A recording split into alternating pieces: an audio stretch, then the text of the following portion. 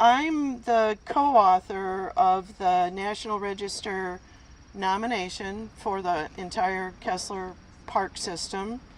We're thrilled. It was placed on the National Register in 2003 with national significance, over 3,400 acres. At that time, and I haven't kept track, it was the largest nomination on the National Register, right here in Indianapolis. So George Kessler designed ideal American cities, and he did it in 26 different cities in the United States. At the same time, the early 1900s, trains and a little bit of cars, no planes, no digital, nothing. And what is important about what he did as an ideal plan is that he melded the natural features of a place that happens to be Indianapolis and overlaid it with an organization system to increase the growth of the city, in particular for residential development, which would then lead to more commercial development. And there's three major components of his plan.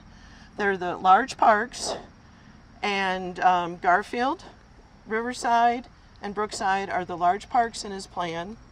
He had parkways, and because I'm from Michigan, this is easy for me to explain stuff because we always use our hand when this is Michigan, but this is Indianapolis. But so think of, we've got Pleasant Run, we have Pogues Run, we have Fall Creek, we have White River, and we have Eagle Creek right here. Our wonderful, I call it the green velvet glove in Indianapolis.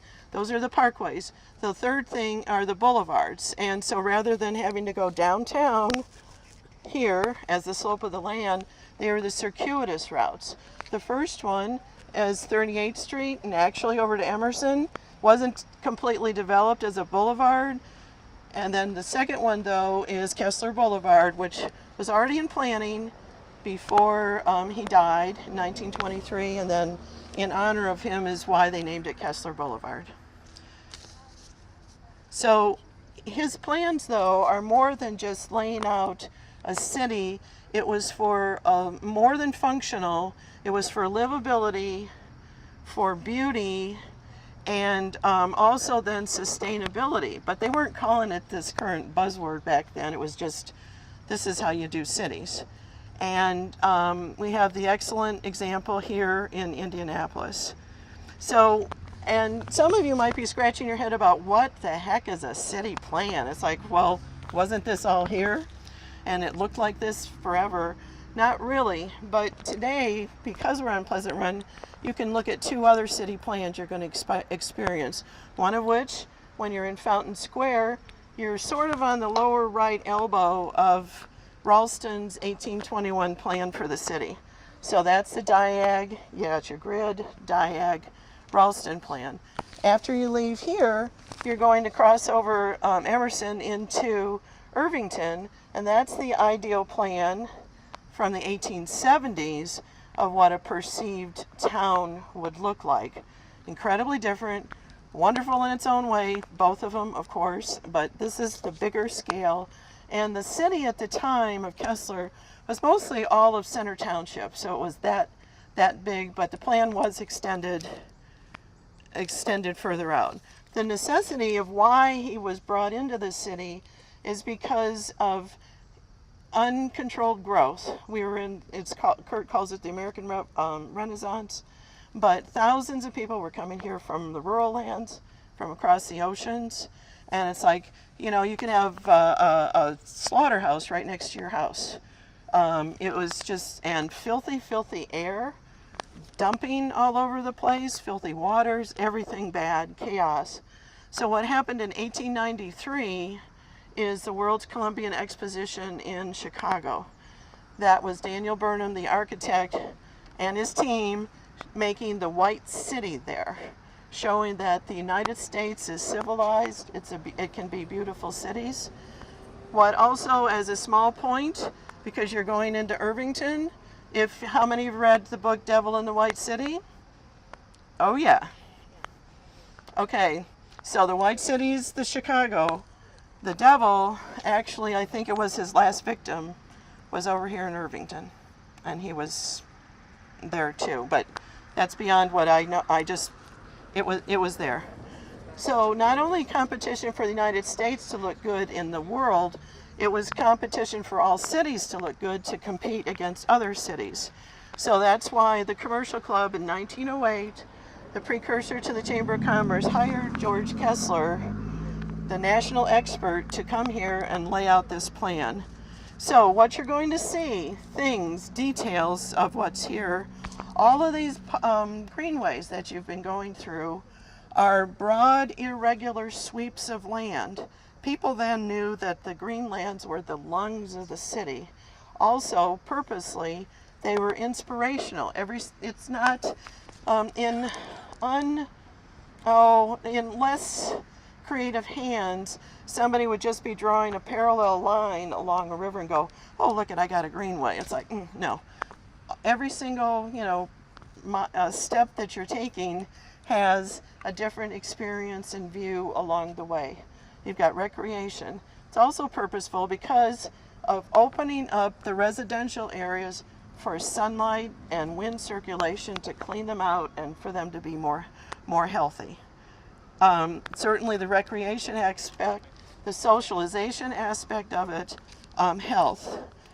What you're going to see also, in including the greenways, wide spaces are called, I call them triangles, and there are several of them that it expands more green space.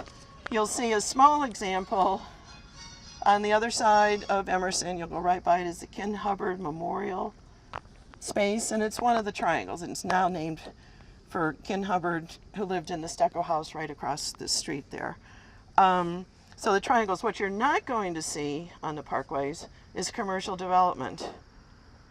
This is between you and Mother Nature and your personal sound mind, sound body are the parkways.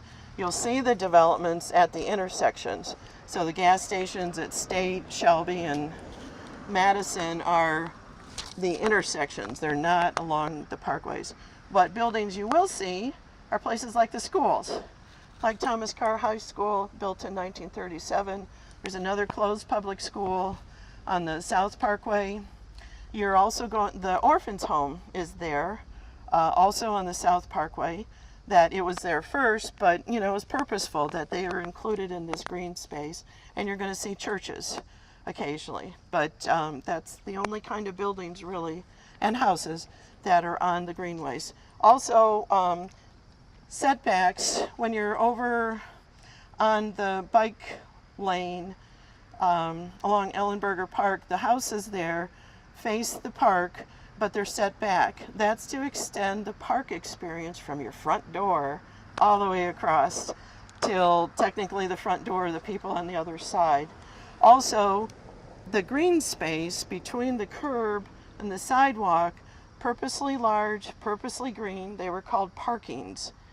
And once again, I know, Susie, I gotta say this, but it's like, it's not for your cars and trucks. It's for more green space to get you more of a parkland in front of your house there. Do I have any seconds at all left in time? You're not timing, cool. Anyways, recent discovery, bam, behind you. That's a manhole, a brick structure that was perpendicular in the ground, and I'm now trying to find some place for somebody to put it before they just put it in a landfill. I mean, it's brick construction and it's still holding itself up, and it's there's metal steps in it for a guy to go down and look at the system.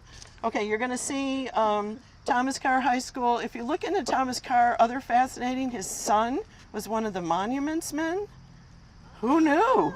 I didn't know that. Suzanne Stan has sent me a link that, amazing. Okay, so that's that. Thomas Carr, former president of Butler.